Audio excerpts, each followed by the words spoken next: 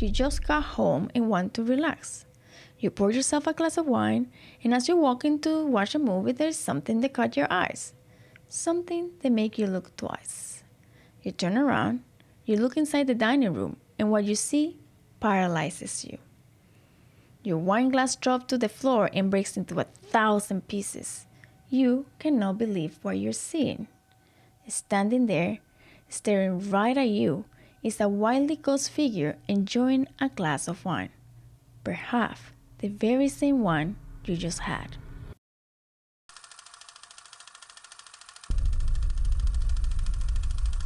Hi, I'm Ivonne. And I'm Carlos. And this is Ivonneplusone.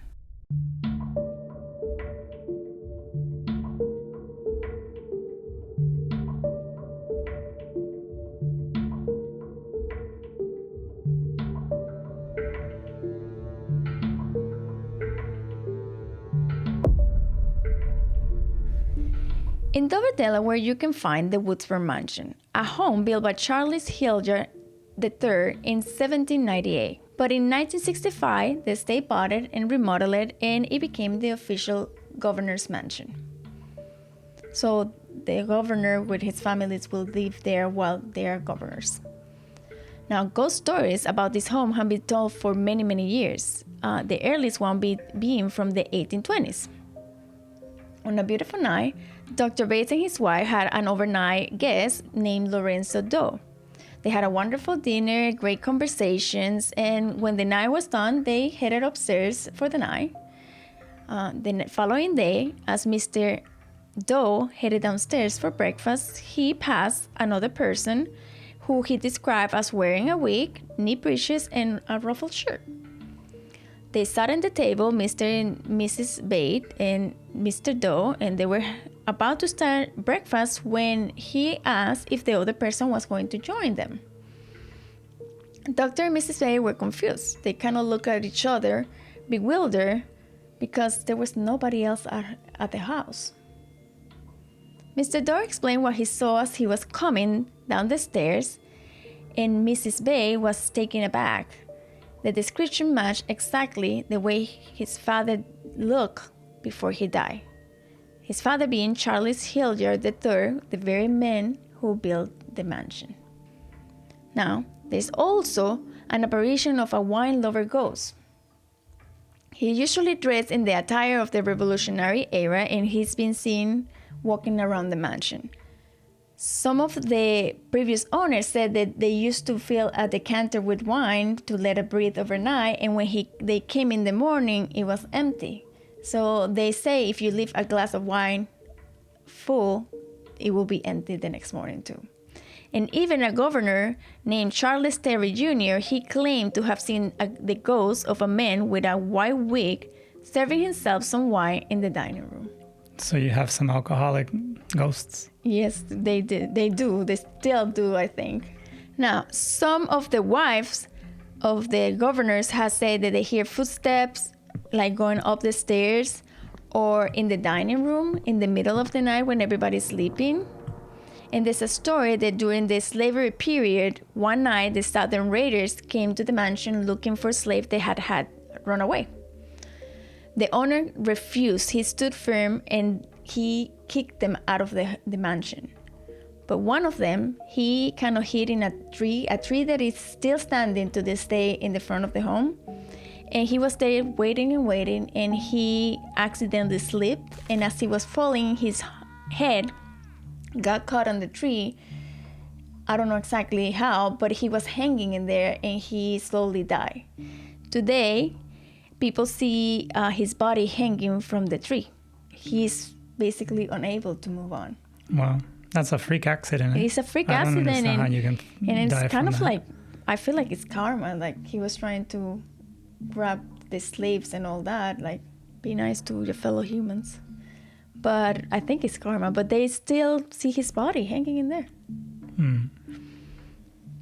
In the Gardeners, there's the presence of a little girl that they always describe as wearing like a red checkered dress. And some claim that she actually crashed one of the inauguration parties to one of the governors named Michael Castle in 1985. Some of the guests will say that she will come and like pull on them so that people will feel like there's somebody pulling on them, but there was nobody. And even one of the guests said they saw the little girl in the corner of the room. Today, you can actually take a tour and maybe you will see one of the ghosts. And a word of caution to the future governor, remember that beside performing your official duties, you might be host to one or more ghosts. And he's not one of your constituents. And how did you rate this legend? I rate it 4 stars because it has everything. It has history. There's a little bit of spookiness to it. Some first accounts from people that are credible. And a wine-loving ghost? Wine-loving ghost. I mean, that's original. I hadn't heard of that before. Me neither. That's I mean, the first going time. back to your cup thing, I mean, if he's drinking, he can drink the wine, but no glass needed. He can I'm not consume sure. the wine. Maybe that was just somebody drinking some other alcoholic, and I was blaming the one ghost. of the employees. Oh, I saw that guy. I saw the ghost, and he was just But downing it's funny the... that the governor itself said he saw a ghost drinking wine. Oh, okay. But it is true. And what I was going to say is some people believe that the ghost was of the Charlie, the one that built the home, the original owner. Because he used to like drinking wine when he was alive. But An alcoholic. In that back then, I think everybody drinks something. Everybody was an alcoholic. Yeah. A haunted governor's mansion is crazy on its own, but Delaware is also known to have mythical magical creatures. Deep in the heart of the Delaware woods, a tale from the folklore of Native American tribes, especially the Wampanoag and the Algonquin tribes, located in the northern East United States, have been told for thousands and thousands of years. But the story talks about a magical and mischievous creature known as the Pukwudgie. In some tradition, the Pukwudgie are protectors of the forest. In others, they're malevolent and they trying to cause harm. The Pukwudgies are they usually like troll-like creatures, about 2 to 3 feet tall, and they have gray skin, big nose, and big ears. And what set them apart is that they have like porcupine spines going from the top of the hair all the way down their back. Pukwudgie actually means little wild men of the woods that vanish. And as the story goes, a long time ago, the Pukwudgies and the tribes or the humans, they were very friendly to one another. But it all changed due to jealousy, because the Wampanoag people, they respected and love a giant called Mash-Up. And the Pukwudgies didn't like being in the shadow of the giant. So they started misbehaving, and they were mischievous, and they started tormenting the native. And things got so bad that at one point the giant Mash-Up had to intervene, and he exiled the Pukwudgies to different parts of North America. Some said that he will grab them and spin them around and then throw them. And they landed as far as Indiana, Massachusetts, and Canada, where they're supposed to be seen. When I read the part of them spinning them around, it reminded me to Harry Potter, where they were denoming the garden in the Weasley's house, that they had to grab the gnomes and spin them to confuse them and throw them, and eventually they will come back. Was that in the book? Because it wasn't in the movie. Yes, it was in the book. Sorry, I forgot. I haven't read the book. But anyhow, they did return, and they were seeking revenge, and they end up actually killing the giant, the Mash-Up, and 5 of his sons. And since then, they've been very hostile towards humans. Now, they are known to have magical powers. They can be invisible, and they can confuse people and make people forget things. So, again, these are things that remind me a lot of Harry Potter, because they can appear and disappear, and they can confound you, and make you forget things. It kind of reminds me of the magical beasts and where to find them, kind of as well. Yeah. There's a touch they're of that. kind of in the same world. Yeah. Yeah. So, like I say, they can apparate and disapparate, and they can create fire, and they can shape shift. So they will transform into animals that were like kind of intimidating, and usually was a cougar. Mm-hmm. They also have poison arrows, and they supposedly can harm you just by staring into your eyes. How? I don't know. They're supposed to harm you somehow, but it doesn't say how. So basically, they cannot try to lure you to your death. There is said that you should not annoy them, because if you do, they will play nasty tricks on you, like kidnap you, or pushing off cliffs, or use sand to blind you, or stab you with little knives and spears. There was a funny article that I found from 1420 WBSM from 2017. They was saying something along the lines that the Freetown Police Department was warning people about Pukwudgies crossing the road and causing accidents, and they actually put a Pukwudgie crossing sign, just like, like the deer sign and all that, right in front of the Freetown State Forest in Massachusetts, to warn people to be careful. And as you read the article, it has like interviews to different officers, and at the end of the article, you realize it was an April Fool's Day prank. Wow. And people believed it. Well, if you read it, like, it was very well written. Like, all the way to the end, you realize it wasn't a real, that they didn't really put the sign in there. But when you're researching and you're trying to find the stories about the Pukwudgies, and you start reading, it looks like real until the end. If you are ever in the woods of Delaware, remember, if you see a Pukwudgie, just run. That's the only thing you can do. Run. Just back away. Do not engage. Be careful. How did you rate this legend? I like 3.5, because it's not that scary, even though it's supposed to be, but it's not. For me, it's not scary. I mean, it's scary. They're supposed to harm you, but I don't know why I correlated a lot with Harry Potter. And like when I was doing this research, I found out that J.K. Rowling was describing the wizardry school from the United States, which is actually in Massachusetts. And one of the houses is called Pukwudgie. So she read the story, because I mean, she already stole a bunch of ideas from that story, if you think about it. The Pukwudgies and like Thunderbird and 2 more names that I don't remember. But She probably studied it to create. yeah, well, I'm assuming she studied a lot of things to come up with that idea, but I didn't know that until recently. Was that America? And do you recall, is that American House of Wizardry, was that in the early books or later?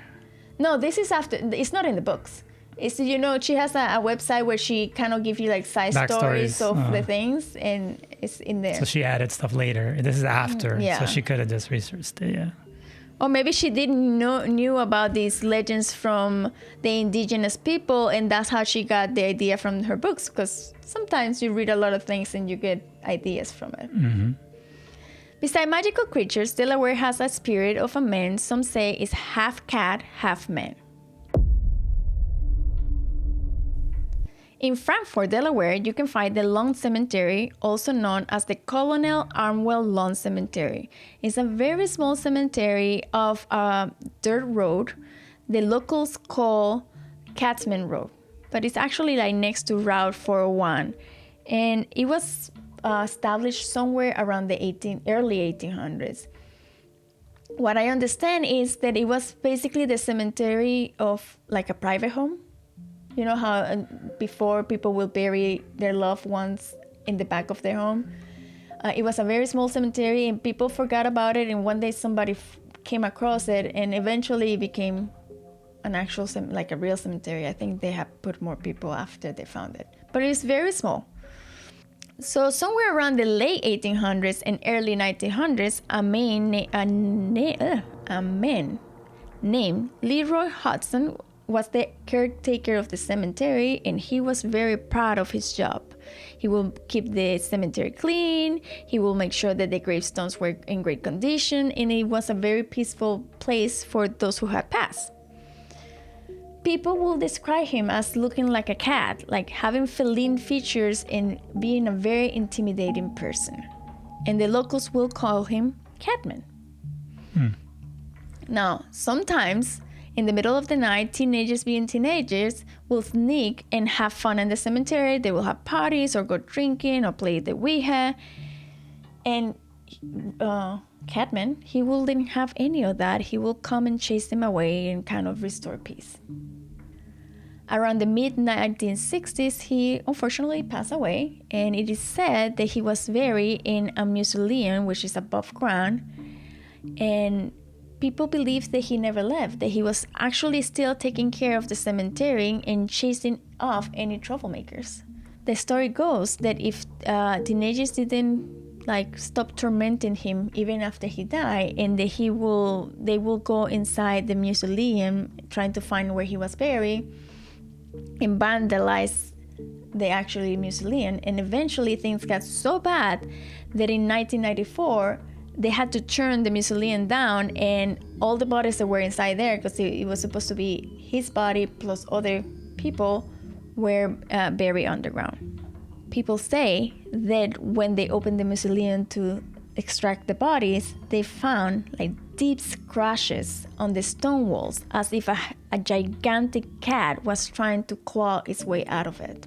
Some people had adventure in the middle of the night to go see the cemetery, and they have claimed to feel chills, hear voices, and have a sensation that they really had to run away. And as they're trying to leave away, they will have car problems. Did they hear any purring? Maybe. Meow. That's not purring. Oh. How you purr? I don't know. Well, mine is meow. Meow's a meow. Purr's a purr. Those are two different things. Yeah. I don't know. Maybe. I don't know. But things got even weird. After the mausoleum was taken down, the legend says that you might find a wall at the back of the cemetery, and if you knock 3 times, CatMan himself will appear in front of you, and he will definitely mess up with your car, leaving you scared and stranded in the cemetery. Wow. What do you think about the legend of the CatMan? I like it. I'll give it a 4. A 4? Just because it's unique. It's different. I feel like people make it feel sounds even scary, in the sense that, seeing a ghost must be spooky on its own, but seeing a ghost that kind of looks like a human and kind of looks like a cat must be kind of freaky, you know what I mean? Yeah. And probably more spooky. And then you're trying to leave, and then you're stuck in there because your car will malfunction. Makes things even worse. Yeah.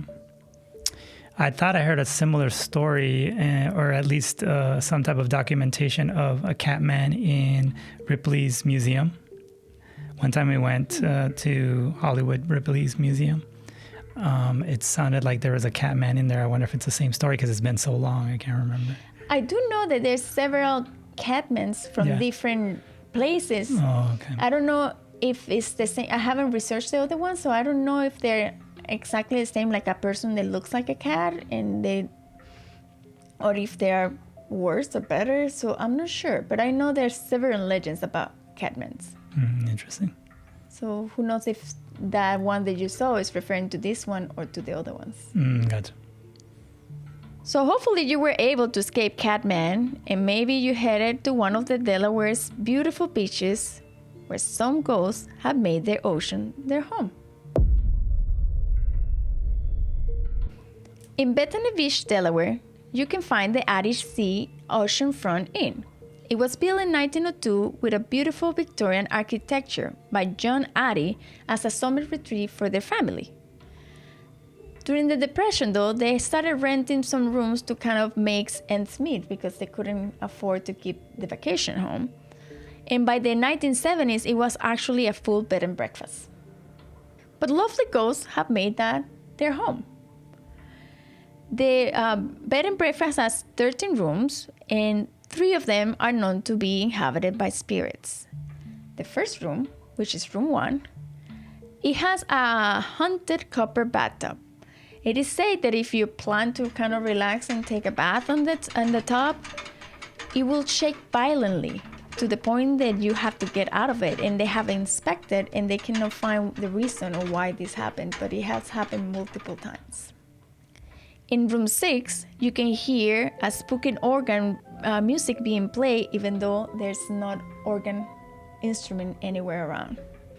Then you have room 11, that is haunted by a ghost that is known to sit in your bed or even stand next to the bed, and it is believed that it's the ghost of Paul Delaney.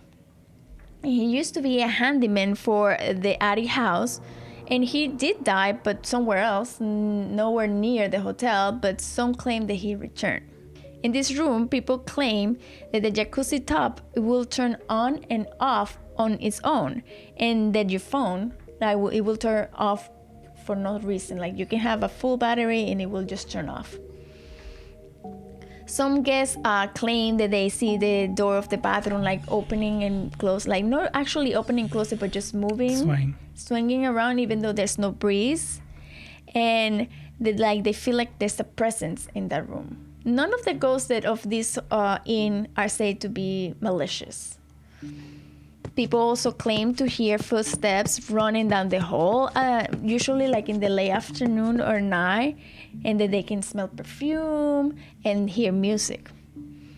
Now, Caretaker Addy was the son of Mr. Addy, and people believe that he actually hunted the inn. Sadly, he fell from the roof and he died. And now people can hear the footsteps on the roof, like as he is walking on the roof at night.